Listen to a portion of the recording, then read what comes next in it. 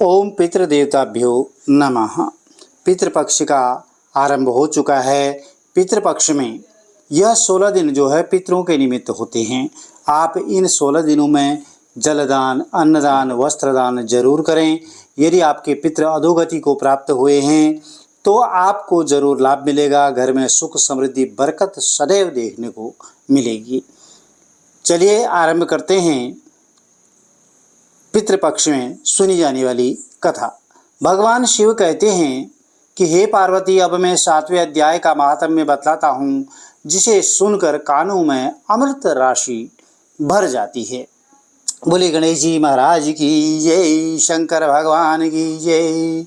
पाटलिपुत्र नामक एक दुर्गम नगर है, जिसका गोपुर बहुत ही ऊंचा है। उस नगर में शंकुकर्ण नामक एक ब्राह्मण रहता था। उसने वैश्य वृत्ति का आश्रय लेकर के बहुत धन कमाया, किंतु न तो कभी पितरों का तर्पण किया और न ही देवताओं का पूजन किया। वह धनोपार्जन में तत्पर होकर के राजाओं को ही भोज दिया करता था।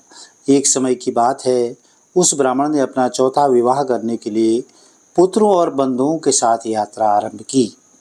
मार्ग में आधी रात के समय जब वह सो रहा था, तब एक सर्प ने कहीं से आकर के उसकी बाह में काट लिया और उसके काटते ही ऐसी अवस्था हो गई कि मणि, मंत्र और औषधि आदि से भी उसके शरीर की रक्षा असाध्य जान पड़ी। तत्पश्चात कुछ ही क्षणों में उसके प्राण पखेरु हो गए और वह प्रेत बना। फिर बहुत समय के बाद वह प्रेत सर्प योनि में उत्पन्न हुआ। उसका वित्त धन की वासना में बंधा था। उसने पूर्व वृत्तांत को स्मरण करके सोचा कि मैंने घर के बाहर करोड़ों की संख्या में अपना धन गाड़ रखा है, उससे इन पुत्रों को वंचित करके स्वयं ही उसका रक्षा करूंगा। सांप की योनि से पीड़ित होकर पिता ने एक दिन स्वप्न में अपने पुत्रों के समक्ष आकर अपना मनोभाव बताया। तब उसके पुत्रों ने सवेरे उठकर बड़े विस्मय के साथ एक दूसरे से स्वप्न की बातें कही। उनमें से मंझला पुत्र कुदाल हाथ में लिए हुए घर से निकला और जहाँ उसके पिता सर्प योनि धारण करके रहते थे उस स्थान पर गया। यद्यपि उसे धन के स्थान का ठीक ठाक पता नहीं था, तो भी उसने चिन्हों से उसका ठीक निश्चय कर लिया और लोभ बुद्धि से वहां पहुंचकर भौवी को खोदना आरंभ कर दिया।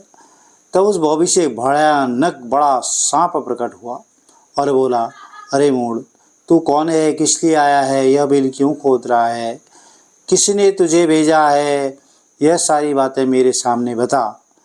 तो पुत्र बोलता है, मैं आपका पुत्र हूँ, मेरा नाम शिव है।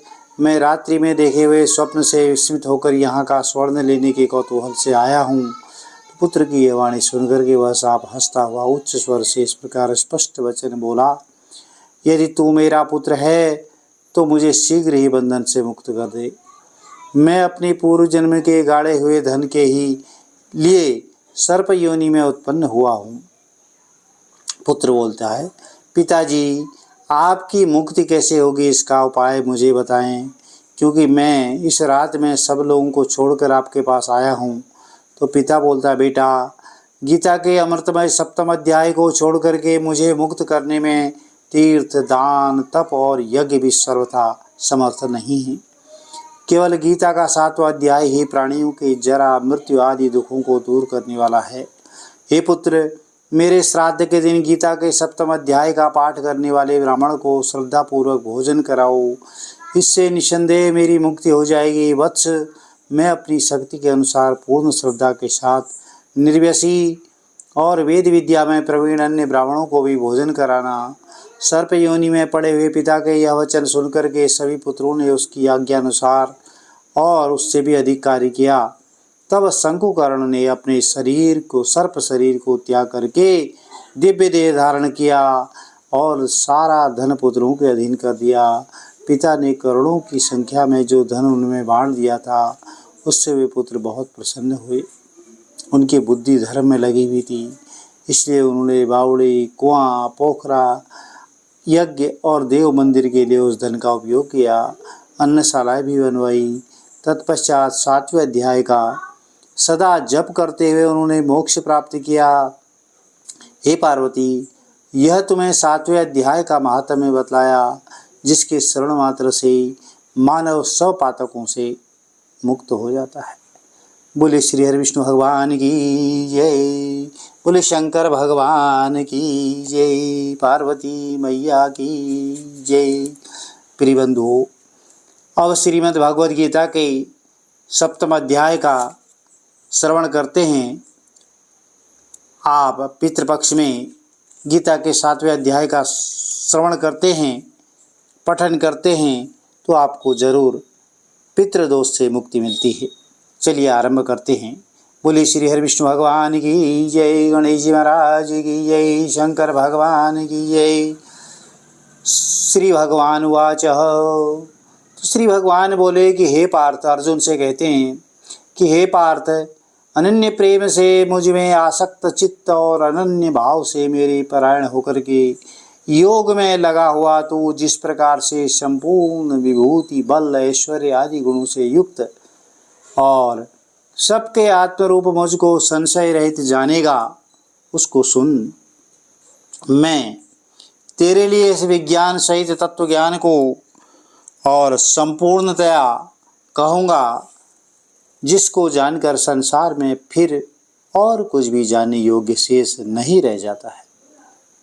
हजारों मनुष्यों में कोई एक मेरी प्राप्ति के लिए यत्न करता है और उन यत्न करने वाले योगियों में भी कोई एक मेरे परायण होकर के मुझको तत्व से अर्थात यथार्थ रूप से जानता है।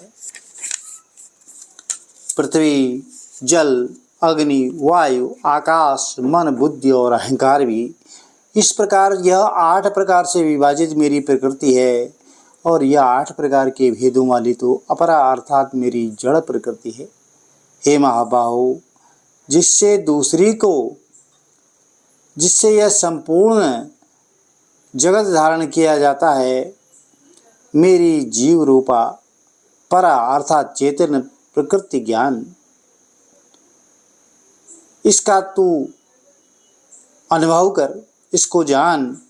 हे अर्जुन, तू ऐसा समझ कि संपूर्ण भूत इन दोनों प्रकृतियों से ही उत्पन्न होने वाले हैं और मैं संपूर्ण प्रकृतियों को उत्पन्न करने वाला हूँ और संपूर्ण जगत का प्रलय प्रभाव हूँ, अर्थात संपूर्ण जगत का मूल कारण हूँ मैं। हे धनंजय, मुझसे भिन्न दूसरा कोई भी परम कारण नहीं है। यह संपूर्ण जगत सूत्र के मानियों के सदृश मुझ में गुथा हुआ है। हे अर्जुन, मैं जल में ही रस हूँ, चंद्रमा और सूर्य में प्रकाश हूँ, संपूर्ण वेदों में ओमकार हूँ और आकाश में शब्द और पुरुषों में पुरुषत्व हूँ। मैं जीवन में, पृथ्वी में पवित्र गंध और अग्नि में तेज हूँ तथा संपूर्ण भूतों से उनका जीवन हूँ और तपस्वियों में तप हूँ। तो हे अर्जुन, तू संपूर्ण भूतों का सनातन बीज मुझको ही जान। मैं बुद्धिमानों की बुद्धि और तेजस्वियों का तेज हूँ। हे भरत श्रेष्ठ, मैं बलवानों का शक्ति और कामनाओं से रहित बल अर्थात सामर्थ्य हूँ। सब भूतों में धर्म के अनुकूल अर्थात शास्त्र के अनुकूल काम हूँ और जो भी सत्व गुण से उत्पन्न होने वाले भाव हैं और जो रजोगुण से तमोगुण से होने वाले भाव हैं, उन सब को तू मुझसे ही होने वाले हैं, ऐसा जान। परंतु वास्तव में उनमें मैं और वे मुझ में नहीं हैं, क्योंकि गुणों के कार्य रूप सात्विक, राजस और तामस, यह तीनों प्रकार के भावों से यह सारा संसार प्राणी समुदाय मोहित हो रहा है। इसलिए इन तीनों गुणों से परे मुझ अविनाशी को नहीं जानता, क्योंकि यह अलौकिक अर्थात अति अद्भुत त्रिगुणमयी है। मेरी माया बड़ी दुस्तर है, परंतु जो पुरुष केवल मुझको ही निरंतर भजते हैं, वे इस माया को उल्लंघन कर जाते हैं अर्थात संसार से तर जाते हैं। माया के द्वारा माया के द्वारा जिनका ज्ञान हरा जा चुका है, ऐसे आसुर स्वभाव को धारण किए हुए मनुष्यों में नीच दूषित कर्म करने वाले मूढ़ लोग मुझको नहीं भजते। हे भरतवंशियों में श्रेष्ठ अर्जुन, उत्तम कर्म करने वाले अर्थार्थी अर्थात जिज्ञासु और ज्ञानी, ऐसे 4 प्रकार के भक्त मुझको भजते हैं। उनमें नित्य मुझ में एक ही भाव से स्थित अनन्य प्रेम भक्ति वाला ज्ञानी भक्त अति उत्तम है, क्योंकि मुझको तत्व से जानने वाले ज्ञानी को मैं अत्यंत प्रिय हूँ और वह ज्ञानी मुझे अत्यंत प्रिय है। ये सभी उदार हैं, परंतु ज्ञानी तो साक्षात मेरा स्वरूप ही है, ऐसा मेरा मत है। क्योंकि वह मदगत मन बुद्धि वाला ज्ञानी भक्त अति उत्तम गति स्वरूप मुझ में ही और अच्छी प्रकार से स्थित है। बहुत जन्मों के अंत के जन्म में तत्व ज्ञान को प्राप्त पुरुष सब कुछ साधवीन पुरुष सब कुछ वासुदेव ही है और इस प्रकार मुझको भजता है, वह महात्मा अत्यंत दुर्लभ है।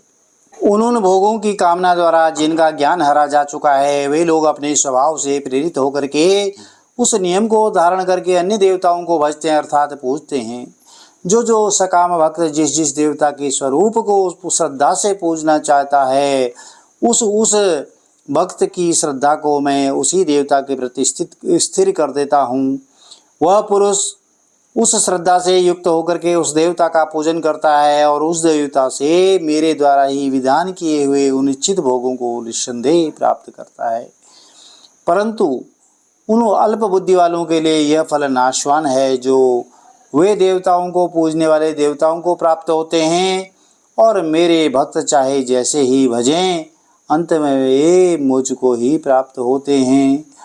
बुद्धिहीन पुरुष मेरे अनुत्तम अविनाशी परम भाव को न जानते हुए मन इंद्रियों से परे मुझे सच्चिदानंदन घन परमात्मा को मनुष्य की भांति जन्म कर व्यक्ति भाव को प्राप्त हुआ मानते हैं। अपनी योग माया से छिपा हुआ मैं सबके प्रत्यक्ष नहीं होता, इसलिए यह अज्ञानी जन समुदाय मुझ जन्म रहित अविनाशी परमेश्वर को नहीं जानता, अर्थात मुझको जन्मने मरने वाला समझता है। हे अर्जुन, पूर्व में व्यतीत हुए, वर्तमान में स्थित और आगे आने वाले होने वाले भूतों को मैं सब जानता हूँ, परंतु मुझको कोई भी श्रद्धा भक्त रहित पुरुष नहीं जानता। हे भरतवंशी अर्जुन, संसार में इच्छा और द्वेष से उत्पन्न सुख दुखादि द्वंद्व रूप मोह से संपूर्ण प्राणी अत्यंत अज्ञानता को प्राप्त हो रहे हैं, परंतु निष्काम भाव से श्रेष्ठ कर्मों का आचरण करने वाले जिन पुरुषों का पाप नष्ट हो गया है, वे राग द्वेष जनित द्वंद्व रूप मोह से मुक्त दृढ़ निश्चयी भक्त मुझको सब प्रकार से भजते हैं।